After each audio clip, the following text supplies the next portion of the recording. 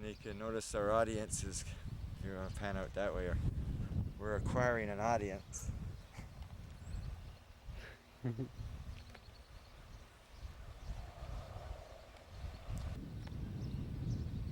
We have neighbors come by and people that lived in this area all their lives, and they all comment on how the farm's changed, but also the contentment of the animals. People stop that live locally and they take pictures of these animals frolicking and playing and just interacting with themselves. Some of them say you can't put animals together; they all fight. I believe when you get the nutrition up to quality, the attitude leaves the barnyard, from what I've seen. Think of what it could do for the cities. Can you smell that smell? It smells like basil almost. Can you smell that right now? I can smell. Hi, my name is Alan Reed. I'm the president of a company called Carntech. We're a company that's dedicated to global repair, and what we're offering the world are natural stone mineral amendments. Well, we're gonna systematically work because there's 3 deposits here in this little area. We'll work each one slowly, and then reclaim the area when we're done. I like to do it like a lake myself, with homes around it after. Or there's another option. We can always go underneath and take it from underneath and leave the top alone. That's another option. But underneath here, it's all rock? Yeah, from here, underneath where we're standing there, 12 to 15 kilometers deep. The deposit from when the geological stuff we did is it's about 1,000 feet deep, the actual deposit, and it's about 1,000 feet wide. And it continues on to the next 100 acres, which we have the mineral access to as well. So we're a company that will be running for quite a few 100 years. And what is the minerals under here? This is a shale deposit. It's a metasedimentary deposit. It's an old sea bottom, about 3 billion years old.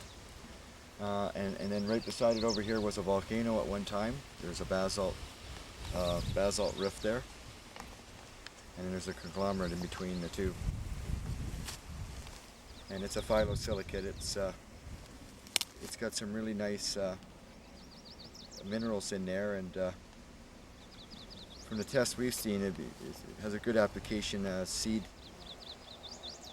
for dusting seeds and then planting them, or applying directly onto the soil.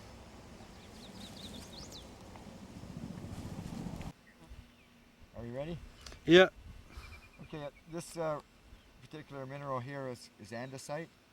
It's a volcanic rock. And what's interesting about it is this pile's been sitting here for 3 years, and it really hasn't moved much. Not only that, when the sun heats it up, even all summer long without any rain, when we go into the pile, we still have moisture. And this is again that magnetic potential showing itself. So even though this pile of rock heats up tremendously during the day, at night has the ability to suck some moisture either from the earth or back into itself. And this one doesn't freeze in the winter. It can be soaking wet, and as soon as the sun hits it, it melts.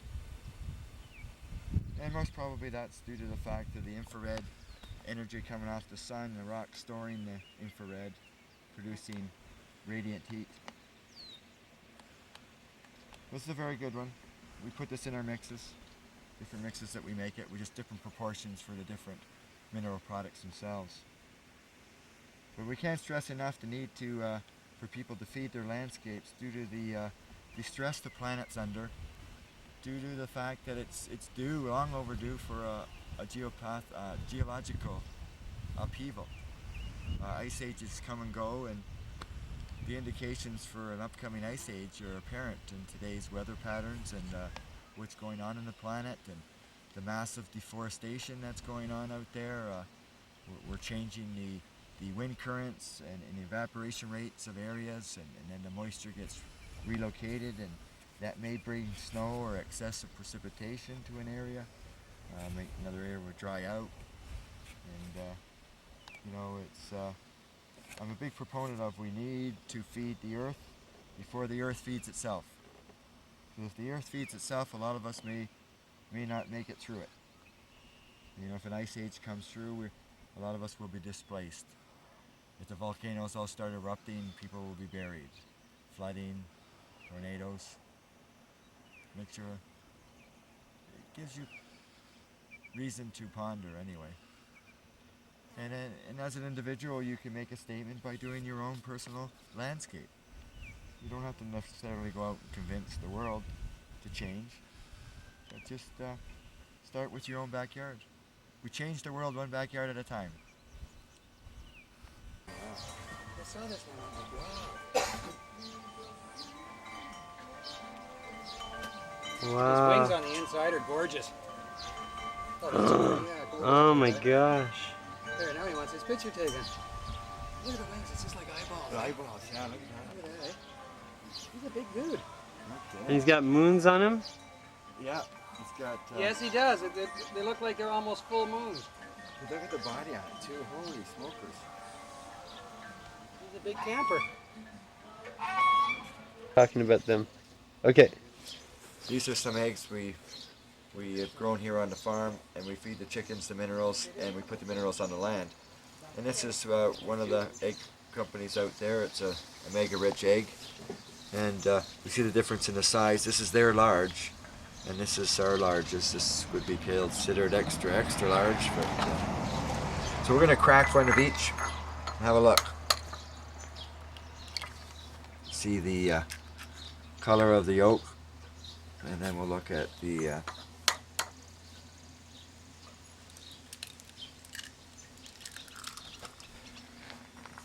there's definitely a richer color here between the two. And the shell, it's got a good shell here, and this shell is good too. What I notice a lot is we see a tougher membrane here. This is what I've noticed. Just natural plastic that seals the egg. There's very little here.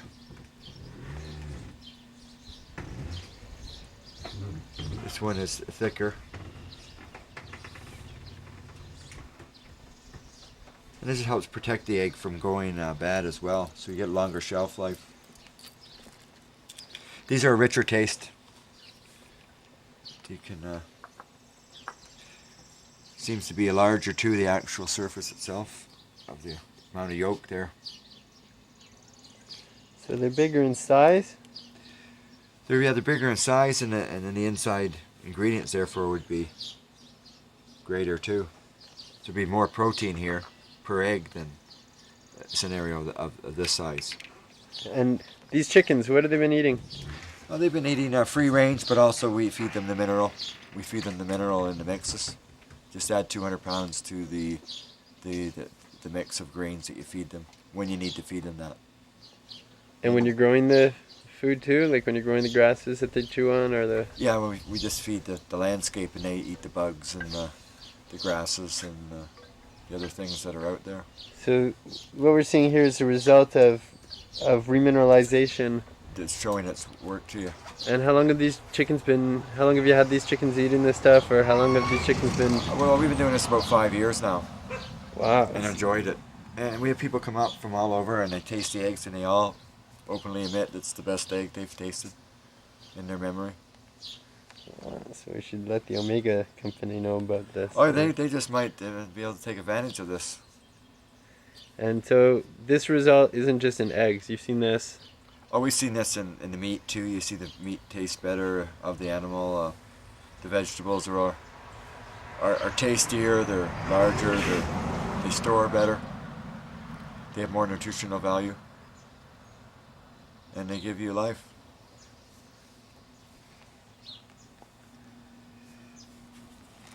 So that's a fair difference in the color. One's like a really rich sun, and the other one's sort of like a light-colored sun. And size-wise too. Yeah. Now these are the omega-3 eggs here. This is their large. Yes, that's what it says on the package. And yet these are all considerably larger. And the chickens aren't much bigger, are they? Are they bigger chickens, or are they? I wouldn't say that. They just seem to be. They lay longer. We've noticed. It's one of the things we noticed. Oh, that's great.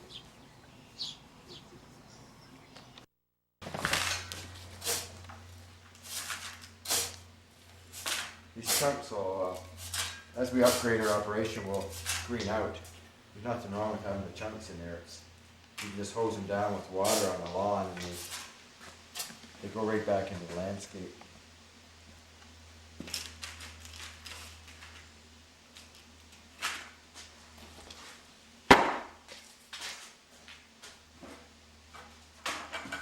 Do you want me to describe these a bit? Yeah, yeah. Let me get some greenstone. We'll make it green here. Ready? Yeah. Yeah, here's some of the different mineral blends that we make up and some of the raw ingredients that we use to make our blends. This here is what we call greenstone. It's a mix of about eight or nine different rocks. Sorry, Alan. Sorry. I'm sorry for. Looking at the camera? Yeah. Okay. Sure. Cool. Yeah. I'm just not used to Playing up the. being up. Be a on ham. stage, right? Be a ham. Okay. I'll start over. Cool. Yeah, here's a mix of some of the different blends we make and some of the raw ingredients we use. This particular mineral here is called greenstone. It's a mix of 6 different stones themselves that have some unique properties of helping to create natural soil fertility. This one's very good for pasture land and vegetables and grains as well. We sell a lot of this one to the farmers. Here's a more custom item. This is, we call this one Crossroads. It's a mix of 4 different calciums and a magnetic limestone. It's very good for bulbs, turnips, cabbages, broccoli, carrots, beets, vegetables, trees, fruit trees, berry bushes.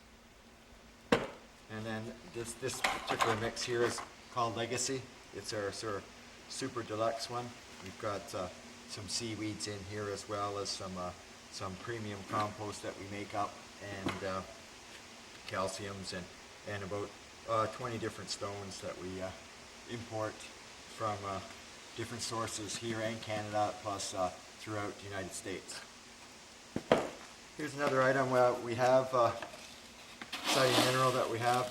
We put it into some of the mineral mixes, but not in this form, but it's very high-tech quartz. It's high purity, 99.9% pure silica. Has a natural electric charge, which we'll show you later in the dark, that we can capture on film. And of course we use a lot of other materials as well. This is some of the items, but we have the greenstone, the Crossroads, and the Legacy for city gardeners or farmers or anybody looking to help nourish a piece of land. Oh, that's me. One while we're here.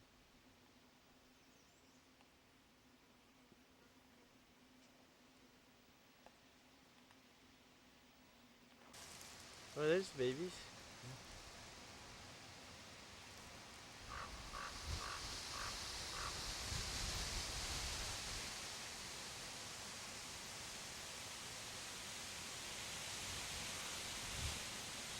They're really communal in these guys.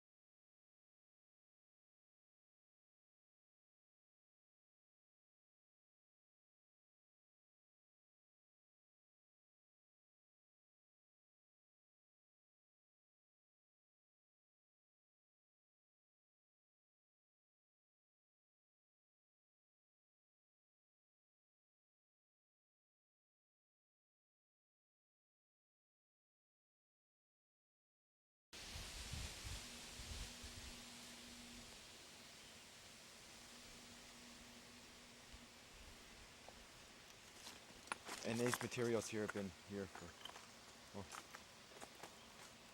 20 years anyway. This is from when they actually dug up the When they cave? blew out the adit for the cave, yeah. And they just brought it by truck all the way here. They trucked it over here, yeah, and they built all the road bases.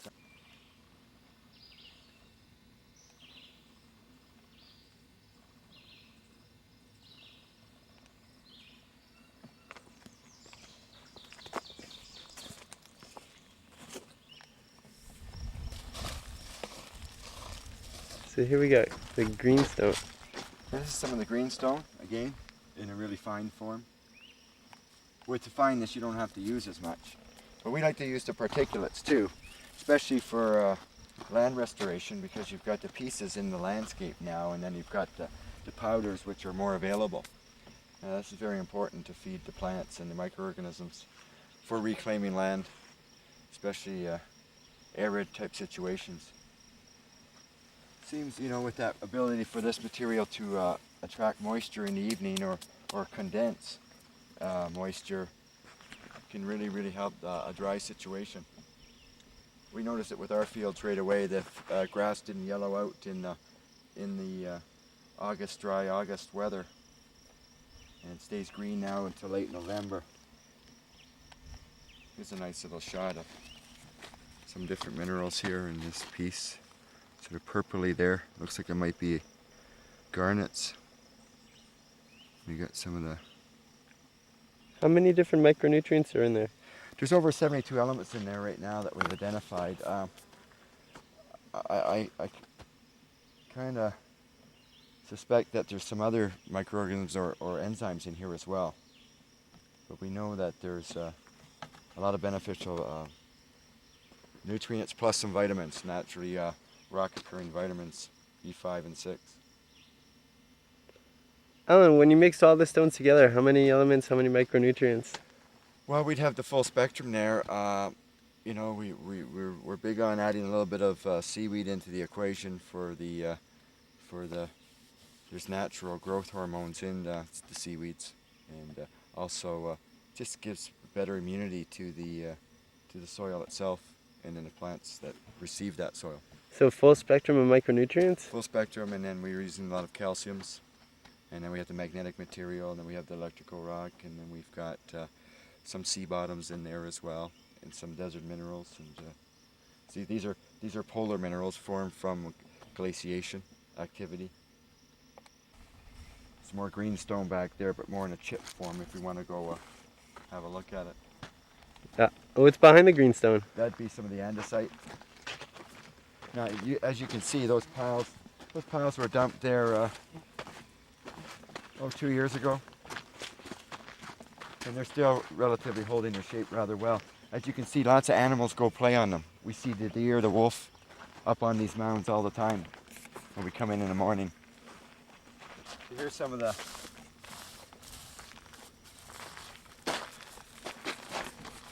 greenstone. You can see there's a mix of many types of rock.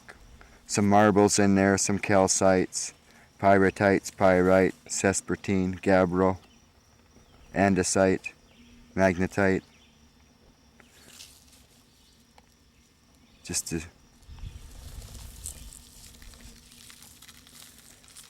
And that all gets grounded up. Grounds up, and then it takes on the color that you see there. What we're just looking at has a greeny tone.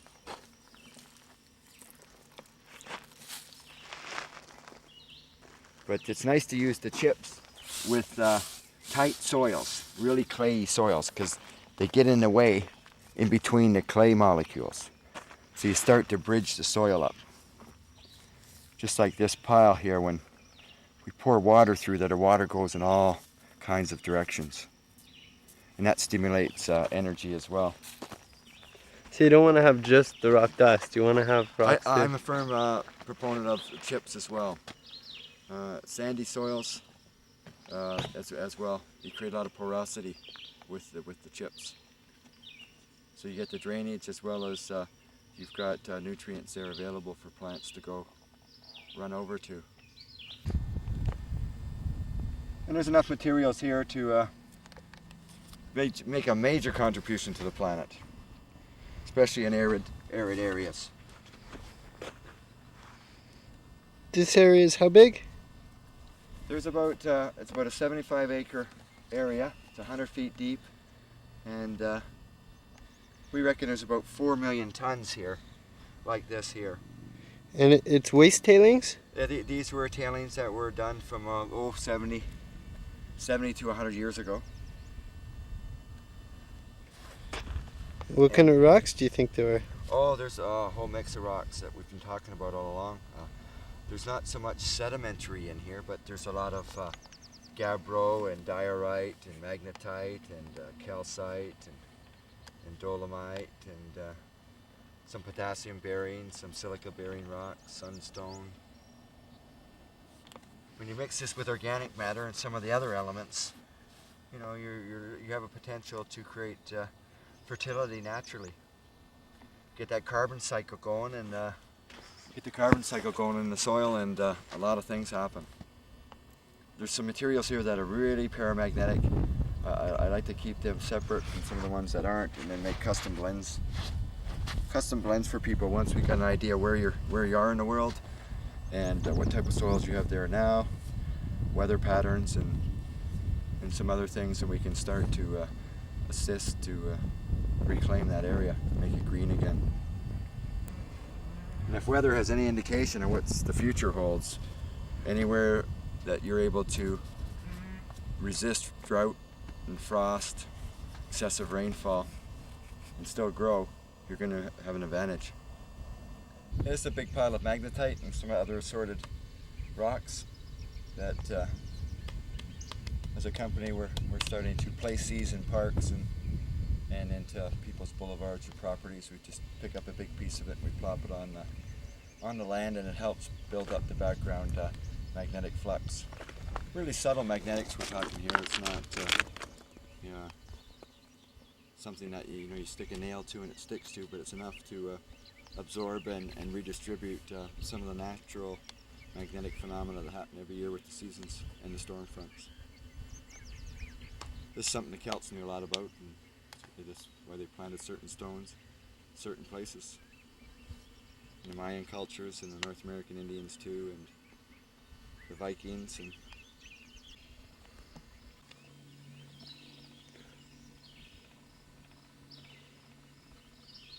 So the magnetite? yeah, the paramagnetic rock stands up well, and that's pure calcium there, calcium carbonate. And it's calcium sulfate, not calcium carbonate. But it's interesting stuff because at the top it crusts and then it's fluffy inside. It's a truckload pile, but you can see how it's laid down. Because its magnetism isn't... Well, it doesn't have magnetism, so it's interesting. Looks like the magnetic stuff's resisting gravity, and the calcium's falling to it. Totally the opposite of what we think. Could you explain the magnetism in rock? Well, these materials are paramagnetic, and that's a term that means the ability of a material to become magnetized or to hold magnetism. And that's what's happening with this rock. It's not permanently magnetized, but when it gets around a magnetic field, it gets excited itself for a while. So you put a magnet near it, the particles dance, or in lightning activity there's magnetic energy. Natural celestial events create some type of magnetic reaction on the Earth, and then we've got the seasons changing and coming, and it's a big part of life, magnetism. Well, as geologically, as events happen, some materials get melted, and in the heating process become magnetic.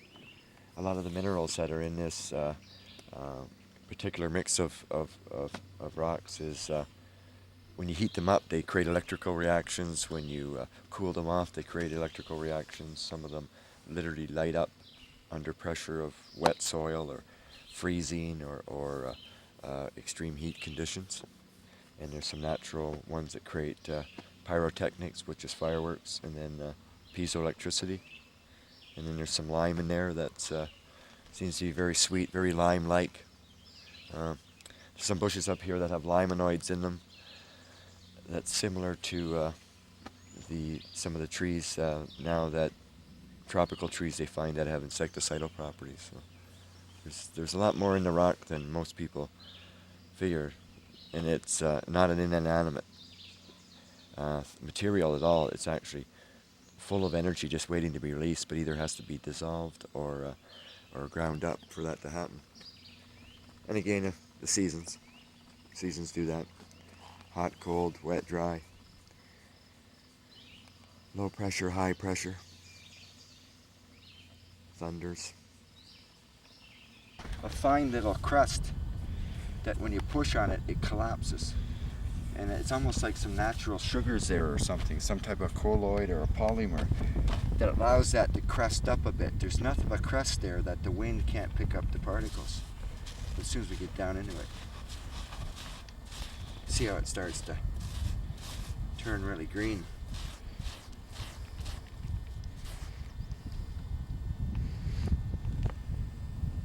And there's enough materials here to make a major contribution to the planet, especially in arid areas. This area is how big? There's about it's about a 75-acre area. It's 100 feet deep, and we reckon there's about 4 million tons here, like this here. And it's waste tailings? These were tailings that were done from 70 to 100 years ago.